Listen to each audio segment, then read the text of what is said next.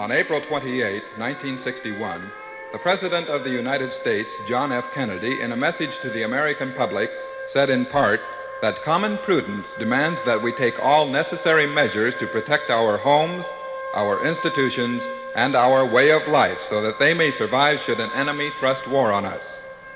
Mr. Frank B. Ellis, National Director for the Office of Civil and Defense Mobilization, following President Kennedy's message, also made the following comment. Every measure taken now by you and your family, your city and state authorities, and the federal government reduces the likelihood of nuclear war. Peace cannot be taken for granted.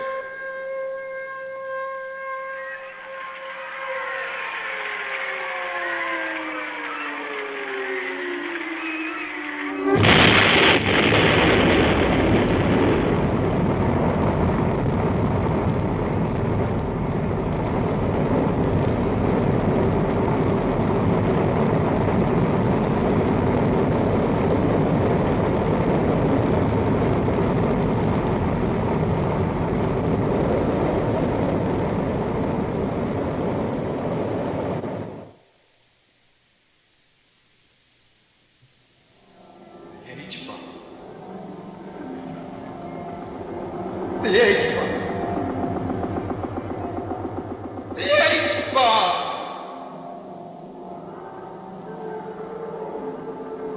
Flash of brightness. The tremendous roar.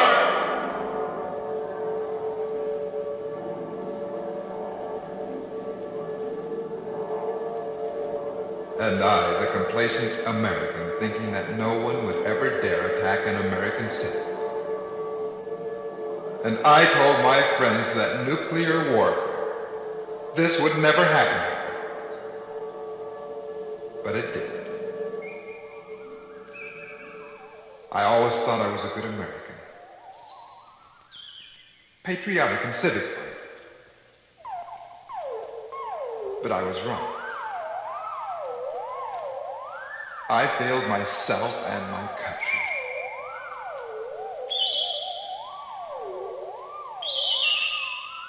Now I remember. Today I had just returned to Target City from an extended business trip.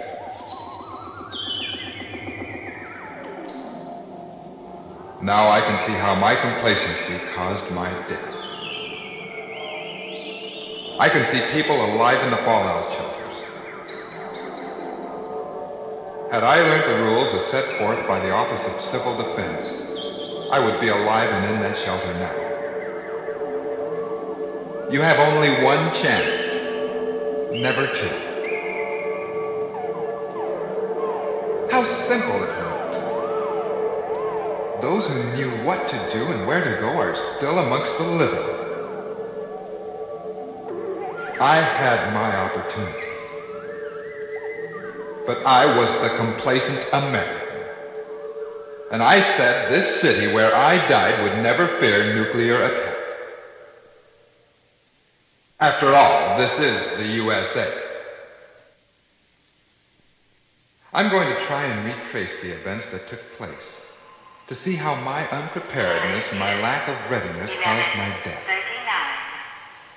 Maybe others will benefit from this. I remember how good I felt as the jet was landing in Target City. It was exactly 1 hour before the H-bomb blew. Western Airlines jet hot Champagne Flight 62 for Salt Lake City. I remember leaving the airport for my office in downtown Target City. And regarding the H-bomb attack, I can't remember any major incident other than a newscaster referring to our continuing Cold War. I noted how typical our activities were as I compared them to the other cities I had visited during my business trip.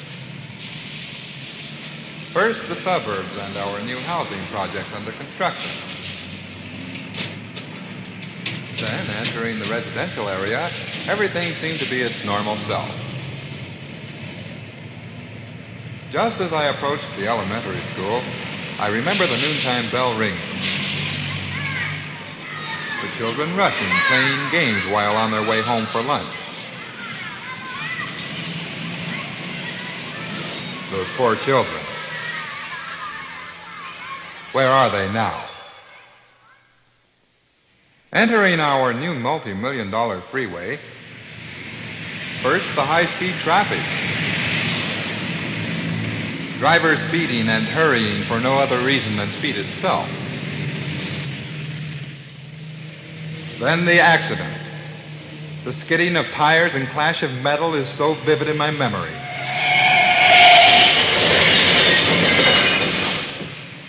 The traffic slowing up to see what happened.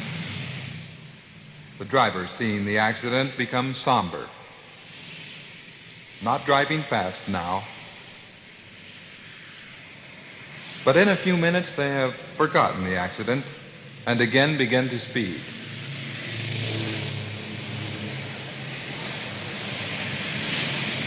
The baseball stadium has been completed, and as I pass, I remember I have tickets for tomorrow night's game. I know now there will be no tomorrow night, because death does not attend a baseball game.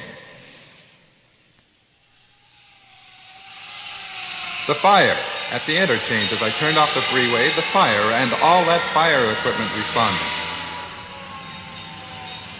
This was the industrial area. I could see the blaze being put out by the firemen. Nothing serious, but because it was in the industrial area, many fire trucks responded.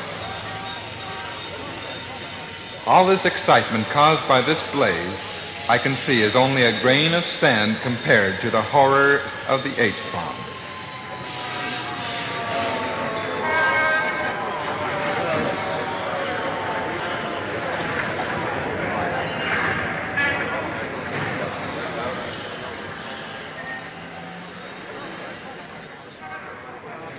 Downtown was its usually busy self. Throngs of men and women were going to lunch. We at Target City were proud of our new metropolitan look because for the past several years we were uprooting the old landmarks and creating new and modern buildings. All the restaurants and cafeterias were filled to capacity. Many people were waiting their turn in line. The horror to come now makes me shudder because I'm unable to warn anyone. How ironical now that it's too late. There is my clue that I've looked for. I see many civil defense air raid signs all about town. And only because of my complacency, I hadn't noticed them before. Glancing at the time, I see there are only 10 seconds before the alert siren will go on. There goes the alert siren. I see the people in the city have 9 minutes to take shelter and follow the rules of civil defense. I see my indifference to the siren going off. Actually, I felt like a great many others felt. Irritated. We, of course, didn't know this was not a drill, but real. The taking for granted test drill was my first mistake. It was then I had spoken out loud, criticizing civil defense.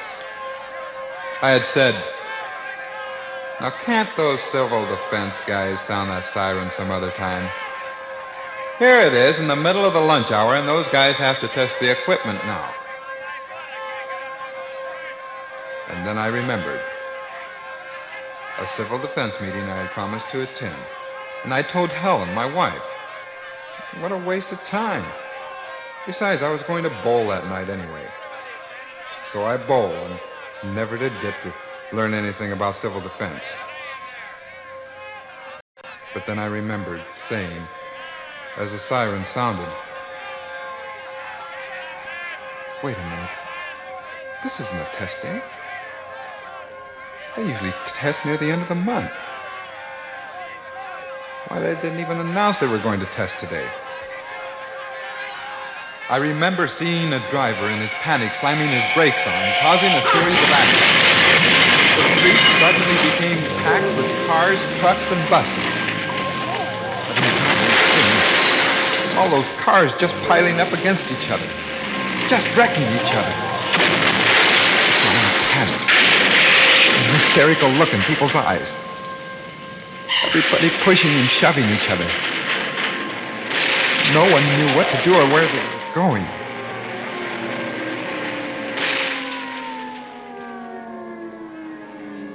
I had glanced about me, and then I saw a great wail of fright overcoming Target City.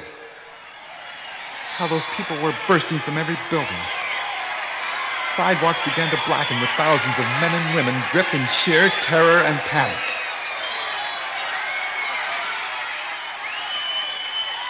I wanted to escape from this horrible fear. It was uppermost in everyone's mind. Then there was a man carrying a portable radio. And I said, "Hey, you. What's that voice saying on the radio?" And then the voice saying, "This is Conrad, red alert. This is not a test. This is an alert. Take cover immediately, everyone. I repeat, this is not a test. This is Conrad. Take cover immediately. We are under attack." I became afraid because this was real. The voice said it wasn't a test. Take cover immediately. What kind of cover? To where? Where will I go?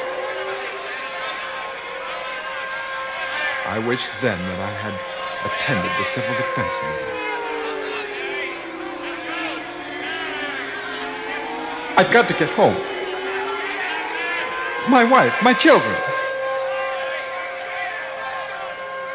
I suddenly wanted to be with my family. I felt they needed me. They didn't know what to do. But I had to get there to help them. But the noise. The people screaming.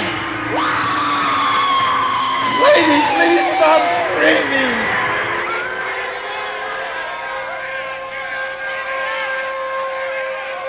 The terrors of the panic. And I saw the elderly lady fall to the street.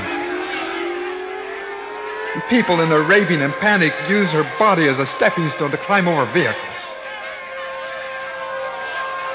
I too became panicked. When I saw men and women seized with absolute desperation, being trampled to death. The cracking of ribs, legs being broken, and blood-curdling screams added to the agony.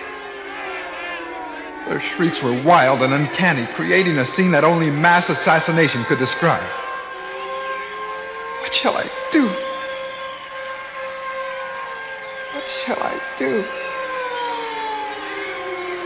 Shall I pray? My God, I guess it's too late for even prayers now.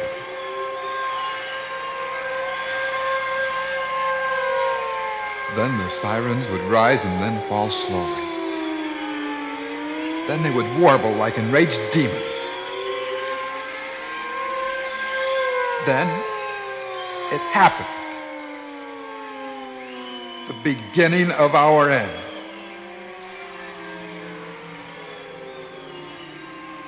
A light of such intensity fills the city. And no one could see anything but its exploding brightness.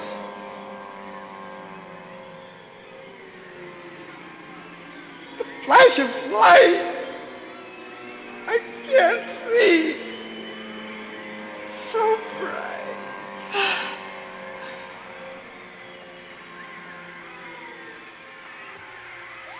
Then the wave of thermal heat follows.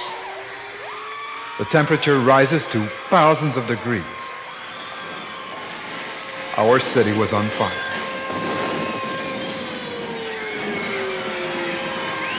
Clothing catches on fire. The fire knew no exceptions. The beggar's rags, the baby's diapers, the minks of the rich, even the robes of the church.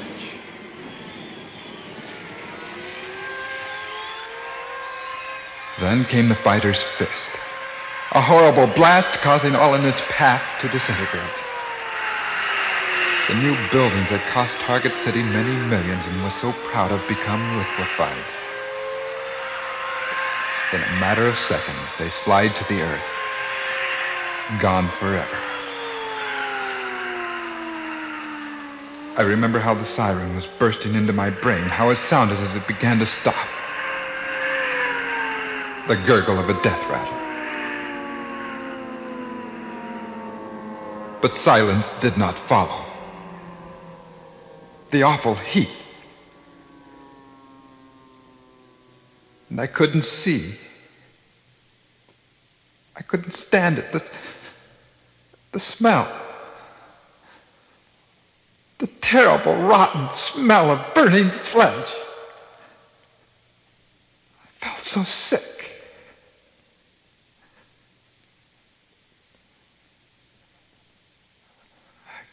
I cried for Helen, the boys. Where were they? And I pleaded, please, somebody help. Help me, please.